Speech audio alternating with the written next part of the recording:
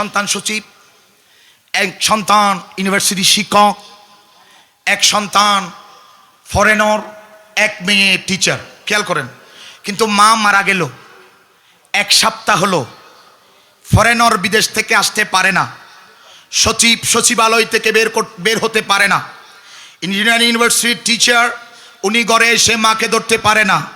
দুঃখের বিষয় হলো সত্য, নিজের মেয়ে, যেই মেয়ে বৃদ্ধ বয়স অনেক সময় হাতের লাঠি, সেই মেয়ে পর্যন্ত স্কুল থেকে এসে মায়ের খবর রাখছে না। মনোযোগ চাচ্ছি, এই মিরপুরের ঘটনা আমাদের চোখের পর্দা তুলে দিয়েছে।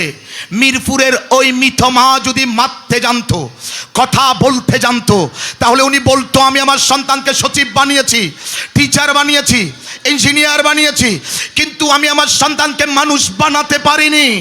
মানুষ বানানোর কারিগর কেজি স্কুল নয়, মানুষ বানানোর কারিগর কোনো ইংলিশ মিডিয়াম নয়, বরং মানুষ বানানোর কারিগর হলো সন্তান যখন 5 বছর বয়সে ওই সন্তানকে কেজি স্কুলে সকাল 6টায় নিয়ে না গিয়ে সকাল 6টায় মসজিদের পাশে থাকা তবে যদি সন্তানকে দিতে পারেন, খোদা কি কসম আপনাকে বৃদ্ধাশ্রমে যেতে হবে না, ঠিক কিনা?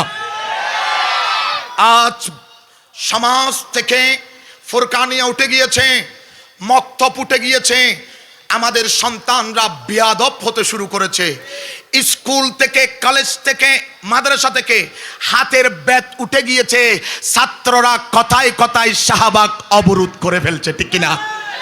যদি হাতের ব্যাটটা টিচারের কাছে থাকতো তাহলে ছাত্ররা কখনো বেপরোয়া হতে পারতো না। আমি আপনাদের খেদমতে এই কথা আপনাদের থেকে ওয়াদা নিতে চাই, কোরআনের শিক্ষা সমাজে চাই কি চাই না? হাত তুলে বলেন, চাই কি চাই না? দরকার আছে না নাই? কোরআনের শিক্ষা দিলে লাভ না ক্ষতি। আল্লাহ আমাদেরকে কবুল করুন। সর্বশেষ এই কথা বলে বক্তব্য শেষ করতে চাই, আজকের দিনে আমরা যারা এখানে উপস্থিত হয়েছি, আমি আপনাদের খেদমতে বড় গুরুত্বের সাথে আরজ করছি,